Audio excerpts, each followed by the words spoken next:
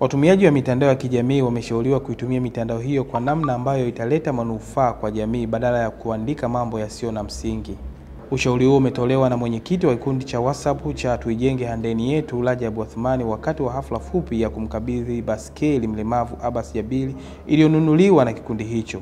Amesema endapo mitandao ya kijamii itatumika kuhamasisha maendeleo, itakuwa na faida kuliko hali ya sasa kwa watumiaji wengi kuitumia vibaya.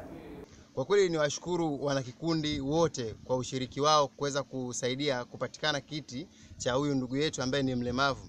Ni wazo ambalo lililetwa na mwenzetu kwenye kundi na watu wote wakahamasika kuchangia. Kiti kimegharimu kitu kama 250,000 hivi pamoja na usafiri na kila kitu. Kwa hali tulionayo sasa hivi, mtu kutoa hela kwa ajili ya vitu kama hivi ni ujasiri na ni kitu cha upendo na uzalendo.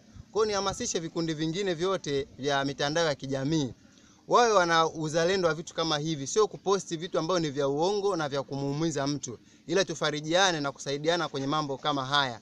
Kaboka Mkali ambaye ni katibu wa mbunge wa jimbo la Handeni mjini Omar Kigoda amesema watu wasifanye siasa za chuki kwa kusambaza taarifa za uongo kwenye mitandao, ila wahamasishane maendeleo. Kweli tunashirikiana vizuri, ndio maana mmeona kwamba hapa leo kuna CCM na CUF, lakini hatuko CCM na CUF. Yaani nataka nionyeshe tu kwamba ni jinsi gani tunashirikiana na diwani husika wa mabanda. Kwa hiyo tuko pamoja, tunafanya kazi kwa pamoja, na changamoto zozote ambazo zitajitokeza mabanda hatutamwacha kwa sababu yeye ni diwani wa CUF. Tuko naye, tutashirikiana naye na tutazitatua kwa pamoja. Kwa upande wake diwani wa kata ya Mabanda wilayani Handeni Omar Masudi amesema watu waache ushabiki wa kisiasa kwenye masuala ya msingi, hasa kuisaidia jamii. Kuna mwenzetu ametupigia picha akatuletea huyu mlemavu wetu hapa ambaye yuko mbele yetu, kwa maana kibaisikeli chake kimekufa, kimeharibika kabisa. Lakini baada ya picha hiyo kuja, basi wana grupu tukaamua kuchangishana.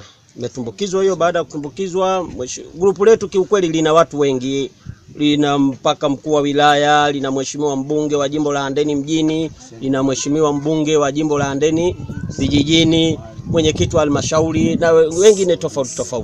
Kwa hiyo baada ya kutumbukizwa picha hii, tukaona ipo haja ya kuweza kuchangishana, na kweli tumechangishana. Baada ya kuchangishana, mweka hazina wetu akakusanya fedha hizo, hatimaye akazituma huko, baadaye tukaletewa kiti. Kwa hiyo sina kingine zaidi hapa, hatukuja kisiasa, tumekuja kama wana grupu Tuijenge Handeni Yetu.